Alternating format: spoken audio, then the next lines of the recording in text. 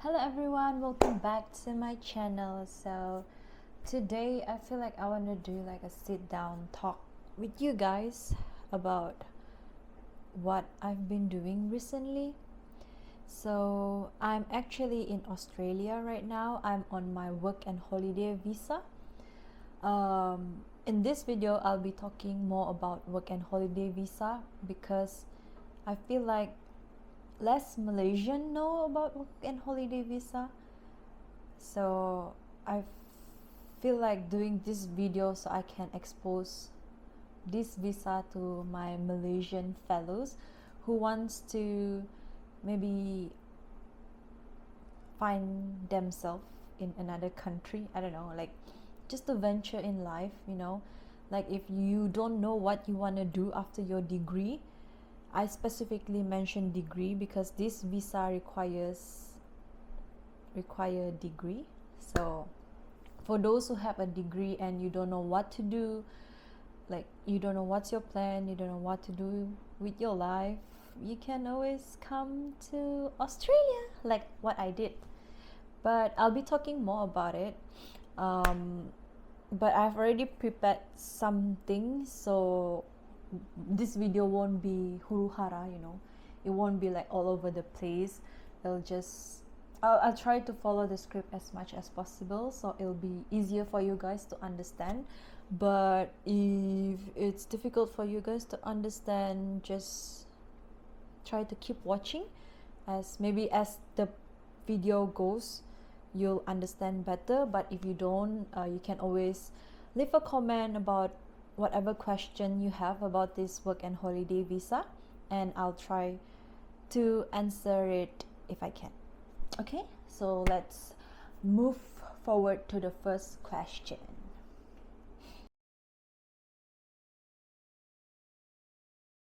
Okay, moving on to the first question. Wait, is my hair okay? Is my hair okay? I don't know, man. Whatever. Okay, so moving on to the first question. I think most of you would ask, work and holiday visa, what is that? Why is it called work and holiday visa? So basically this visa, it allows you to come to Australia to work, and then the main purpose of this visa is for you to come to Australia to work and save the money to fund for your holidays in Australia. But in some cases, normally people would come to Australia to work and save money and maybe bring it back home to help out with family, or to do maybe a small business, a dream of yours or something like that. So it really depends on the individual, like what do they want, what outcome do they want from this work and holiday visa. Personally for me, I work to save money, but at the same time I also use the money to go on holidays around Australia. So yeah, you can do that. It really depends on you whether you want to work, save, and then go home, or work, go on holiday and finish your money on the holidays, or work, save, and go on holiday. Like, I don't know how to explain it, but like for me, I work, I save the money, like I have savings for like personal stuff like my holidays, my shoppings, my emergency funds, and then I have another saving which I save for my future, where I have something in mind, like I plan on doing something after this work and holiday finish. So yeah, you can do whatever you want with your money, it's your life, whatever. But yeah, basically that's about it. This work and holiday visa is a visa that helps you to work, get money, and then go on holiday, but it's your choice. I don't know if you understand that, but yeah. Okay. Oh yeah, this work and holiday, for Malaysian it's work and holiday visa subclass 462. For other country, I think there's another subclass, but for us Malaysian, it will always be work and holiday visa subclass 462, year 1, year 2, and year 3. So depending whichever you are at.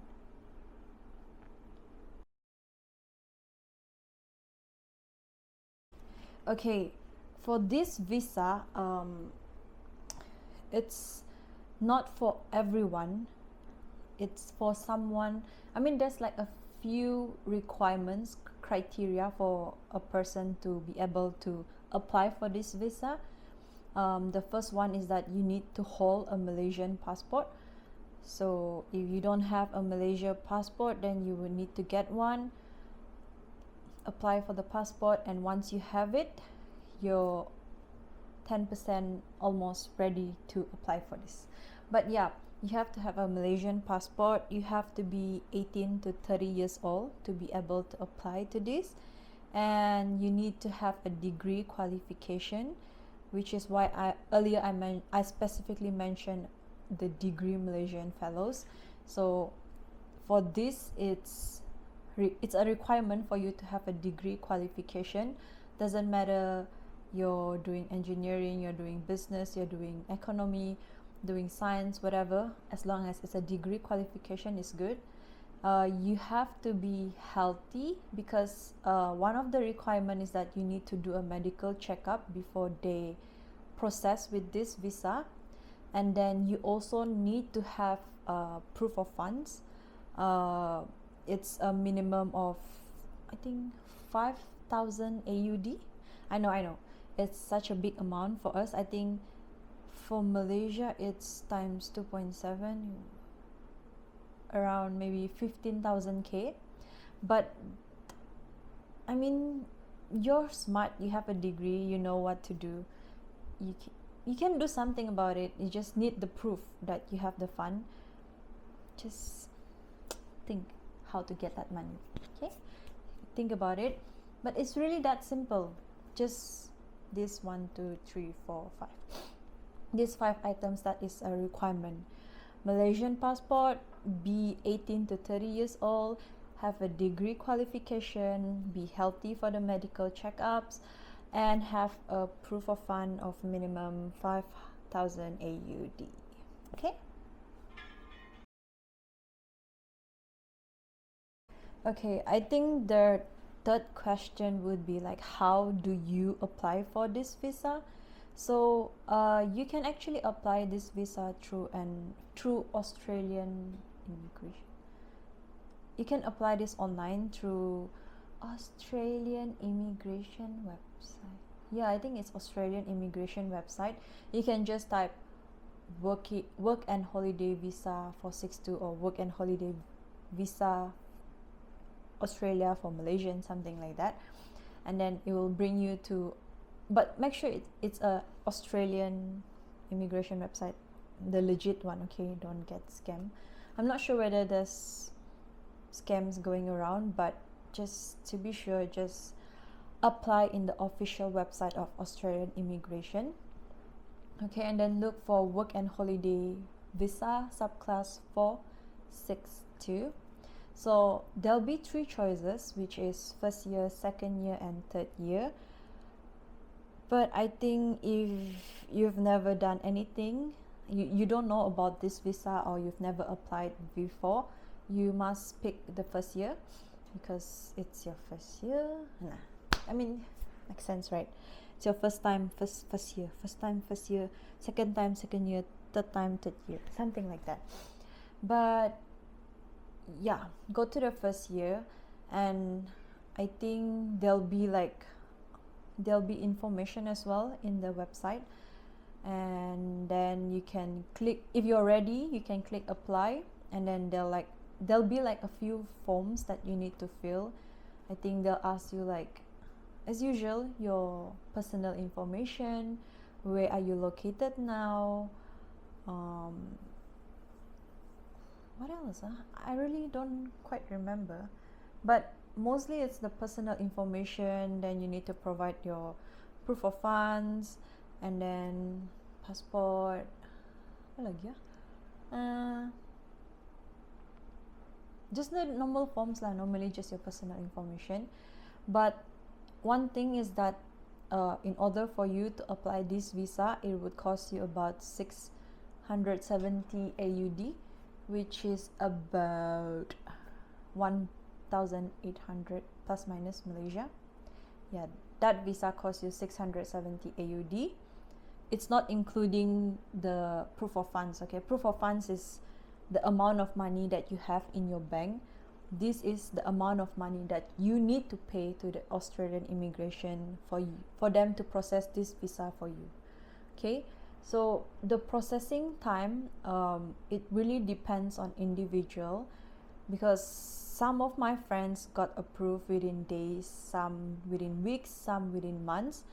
Me personally, I think my first year I got approved, my processing time was about 1 month, I think, if I'm not mistaken. Yeah, so it really depends on individual. You can't really tell for sure, but I think it should be within 1 year. Okay. Okay, so I think the next question would be, what jobs can you do in Australia with this work and holiday visa? So technically you can actually do everything here. Wait, I need to process the words so I can explain this clearly. But yeah, technically you can do any jobs, but there's a requirement. If you want to extend your visa, okay, how? Okay, for this visa you actually can extend up to 3 years. So in your first year you would need to work for 3 months to collect the pay slip to be able to extend to your second year, because when you apply for your second year visa, they'll ask you to provide the 3 months pay slip in the forms when you apply. And then for the third year you would need to complete at least 6 months of pay slip. Okay, so this pay slip, it has to be a specific job.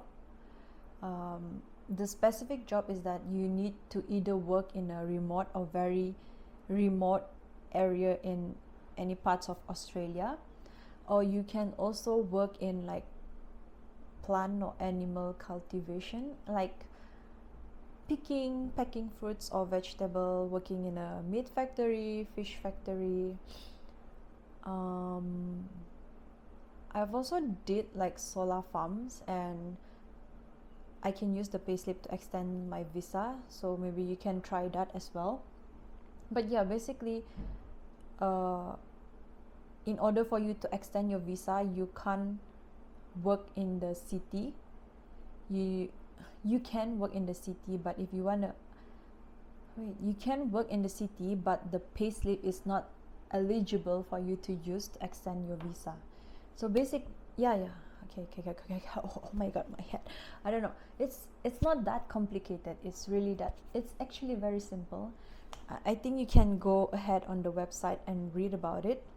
It will be under specified work for visa extension, something like that. But I'll try to explain as much as I can. Like, wait, give me time to process. Okay.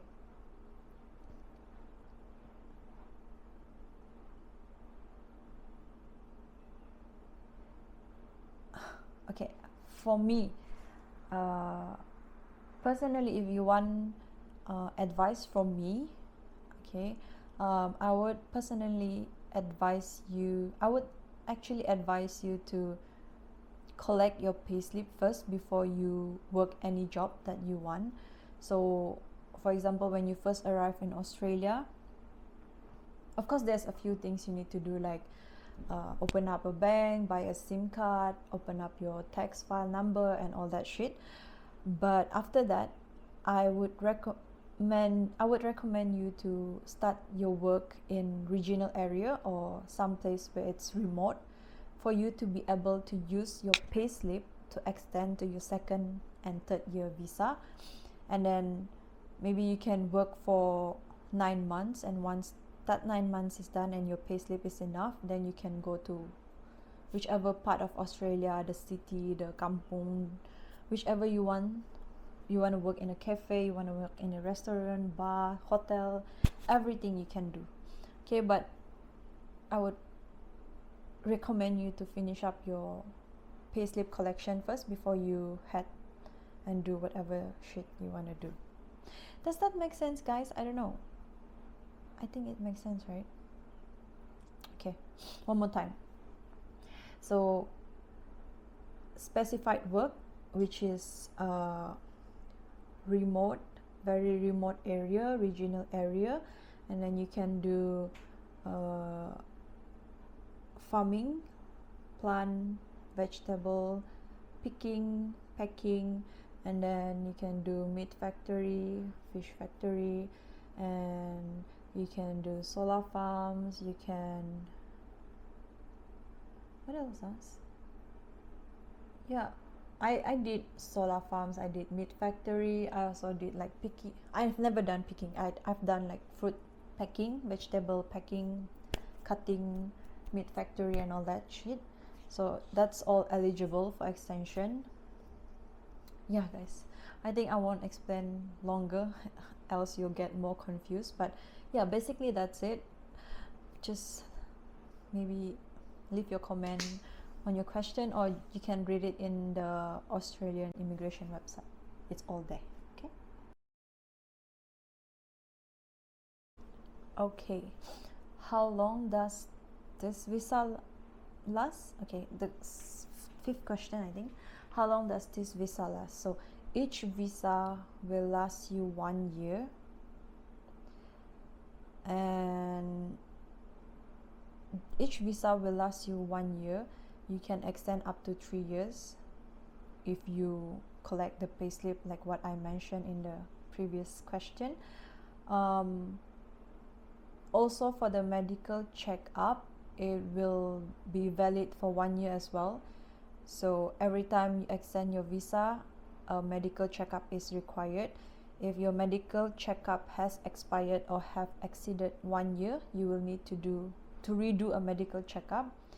And the cost to do a medical checkup in Australia is, I think, around 390 to 400 Australian dollar, which is about 1.1 thousand ringgit Malaysia. So it's cheaper to do it in Malaysia, but if you're already in Australia and you want to do it here, it's about 400 AUD. Okay, lastly, I think I would like to touch on my personal experience for you guys to have like a clearer vision of how it is working here, I think. Okay, so yeah, I've been here for about 1 year 5 months. I arrived here in August 2024, and now it's already January 2026. Damn, time goes by so fast. But yeah, I'm in my 2nd year now. I've already collected my payslip as well for my 3rd year, so I can stay in Australia for 3 years. Overall, I really like being in Australia, but I won't lie, of course there are tough times as well. It's not all glamorous and easy. There's tough times as well, because life is, for me personally, I feel like the life here is very unstable, compared to like in my previous life, when I was back in Malaysia. Like, I mean, the comparison is between me being here and my work in Malaysia, right? So in Malaysia, I used to work in a 9 to 5 job, and it's very stable.